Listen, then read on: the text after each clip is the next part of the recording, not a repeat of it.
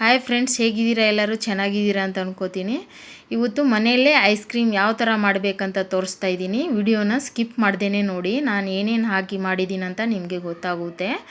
ನೋಡಿ, ಈ ಥರ ಕ್ರೀಮಿಯಾಗಿ ಈ ಸೆಕೆಗೆ ಈ ಥರ ಐಸ್ ಕ್ರೀಮ್ ಮನೆಯಲ್ಲೇ ರೆಡಿ ಮಾಡ್ಕೊಂಡು ತಿನ್ಕೋಬೋದು. ಮಕ್ಕಳಿಗೂ ಇಷ್ಟ ಆಗುತ್ತೆ. ಒಂದ್ಸರಿ ಟ್ರೈ ಮಾಡಿ ಫ್ರೆಂಡ್ಸ್.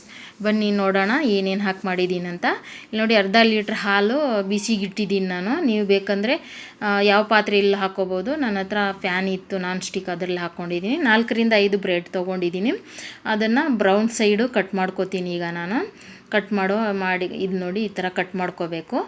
ಕಟ್ ಮಾಡಿ ಇಲ್ಲಿ ನೋಡಿ, ಕಟ್ ಮಾಡಿ ಇಟ್ಕೊಂಡಿದ್ದೀನಿ ಸೈಡಿಗೆ. ಏನಾದ್ರು ಮಾಡಿದಾಗ ಯೂಸ್ ಆಗುತ್ತೆ ಅದು. ಅದನ್ನು ನಾನು ಬ್ರೆಡ್ ಹಾಗೆ ಫುಲ್ ಬ್ರೆಡ್ಡೇ ಹಾಕ್ತಾಯಿದ್ದೀನಿ. ನೀವು ಬೇಕಾದರೆ ಕಟ್ ಮಾಡ್ಕೊಂಡು ಹಾಕ್ಕೋಬೋದು.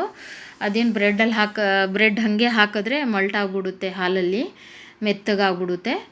ಫ್ರೆಂಡ್ಸ್, ಒಂದು ರಿಕ್ವೆಸ್ಟ್ ನಿಮಗೆ, ನನ್ನ ವಿಡಿಯೋ ಇಷ್ಟ ಆದರೆ ಲೈಕ್, ಶೇರ್ ಮಾಡಿ, ಕಮೆಂಟ್ ಮಾಡಿ ಎಲ್ಲಿಂದ ನೋಡ್ತಾ ಇದ್ದೀರಾ ಅಂತ. ಇಲ್ಲಿ ನೋಡಿ, ಬಾದಾಮ್ ಮಿಲ್ಕ್ ಪೌಡ್ರು ಹಾಕ್ಕೊಂಡೆ, ಅದಕ್ಕೆ ಅರ್ಧ ಕಪ್ಪು. ನನ್ನ ಫೇಸ್ಬುಕ್ ಪೇಜ್ನ ಫಾಲೋ ಮಾಡಿ, ನನ್ನ ಯೂಟ್ಯೂಬ್ ಚಾನಲ್ನ ಸಬ್ಸ್ಕ್ರೈಬ್ ಮಾಡ್ಕೊಳ್ಳಿ. ಒಂದ್ಸರಿ ಟ್ರೈ ಮಾಡಿ ಫ್ರೆಂಡ್ಸ್. ಎಲ್ಲಿಂದ ನೋಡ್ತಾ ಇದ್ದೀರಾ ಅಂತ ಕಮೆಂಟ್ ಮಾಡಿ ನನಗೆ. ನೋಡಿ, ಈ ಥರ ಕಲಿಸ್ಕೋಬೇಕು. ನೀಟಾಗಿ ಕಲಿಸ್ಕೊಂಡು ಬ್ರೆಡ್ಡು ಹಾಲೆಲ್ಲ ಇರ್ಕೋಬೇಕು. ಆವಾಗ ಇದು ಸಕ್ಕರೆ ಹಾಕ್ಕೋತಿದ್ದೀನಿ ನಾನು. ಅರ್ಧ ಕಪ್ ಸಕ್ಕರೆ ಹಾಕ್ಕೊಂಡು, ನಿಮ್ಗೆ ಬೇಕಂದರೆ ಜಾಸ್ತಿ ಸ್ವೀಟ್ ಹಾಕ್ಕೋಬೋದು. ನನಗಿಷ್ಟೇ ಸಾಕು ಅಂತ ಅಷ್ಟು ಅರ್ಧ ಕಪ್ ತೊಗೊಂಡಿದ್ದೀನಿ. ಚೆನ್ನಾಗಿ ಸ್ವಲ್ಪ ಬೇಯಿಸ್ಕೋಬೇಕು ಸಕ್ಕರೆ ಹಾಕಿದ್ಮೇಲೆ. ಆಮೇಲೆ ಸ್ಟೋವ್ನ ಆಫ್ ಮಾಡಿಬಿಟ್ಟು ತಣ್ಣಗಾಗಕ್ಕೆ ಬಿಡಬೇಕು. ಅದನ್ನು ಬಿಸಿ ಹಾಕಿ ಮಿಕ್ಸಿ ಜಾರ್ಗೆ ಹಾಕಿ ರುಬ್ಕೊಳ್ಳೋಕ್ಕಾಗಲ್ಲ.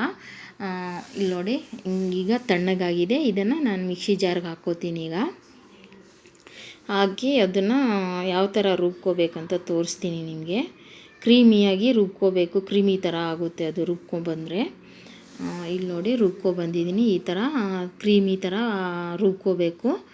ನೋಡಿ, ಒಂದು ಗಂಟು ಇಲ್ಲ ಅದರಲ್ಲಿ. ಆ ಥರ ರುಬ್ಕೊಂಡು ಒಂದು ಬಾಕ್ಸಲ್ಲಿ ಹಾಕಿ ಫ್ರಿಜ್ಜಲ್ಲಿ ಸ್ಟೋರ್ ಮಾಡಬೇಕು.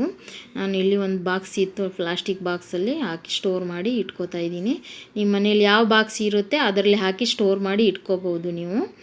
ನೋಡಿ, ಈ ಥರ ಕವರ್ ಮಾಡಿ ಫ್ರಿಜ್ಜಲ್ಲಿ ಇಟ್ಕೋಬೇಕು. ನಾನು ರಾತ್ರಿ ಹೊತ್ತು ಮಾಡಿದ್ದೆ, ಓವರ್ ನೈಟ್ ಇಟ್ಬಿಟ್ಟಿದ್ದೆ. ಚೆನ್ನಾಗಿ ಆಗಿತ್ತು ಐಸ್ ಕ್ರೀಮು. ಇಲ್ಲಿ ನೈಟ್ ಇಟ್ಟಿದ್ದೀನಿ ನಾನು.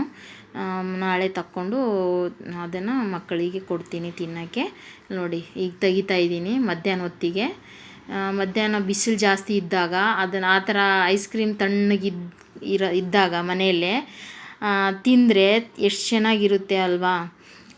ಆಚೆ ಹೋಗಿ ತಿನ್ನೋಕ್ಕಿಂತ ಮನೆಯಲ್ಲೇ ಮಾಡ್ಕೊಂಡು ತಿಂದರೆ ಚೆನ್ನಾಗಿರುತ್ತೆ. ಇದು ಹೆಲ್ದಿನೂ ಇರುತ್ತೆ, ನಾವೇ ಮಾಡಿರೋದಲ್ವ. ಇಲ್ಲಿ ನೋಡಿ, ಈ ಥರ ಆಗುತ್ತೆ. ಮಕ್ಕಳಿಗೆ ಇಷ್ಟ ಆಗುತ್ತೆ. ಮಾಡಿಕೊಡಿ ಫ್ರೆಂಡ್ಸ್. ಮತ್ತು ನನ್ನ ವಿಡಿಯೋನ ಲೈಕ್, ಶೇರ್ ಮಾಡಿ, ಕಮೆಂಟ್ ಮಾಡಿ ಎಲ್ಲಿಂದ ನೋಡ್ತಾ ಇದ್ದೀರಾ ಅಂತ. ಬಾಯ್, ಟೇಕ್ ಕೇರ್.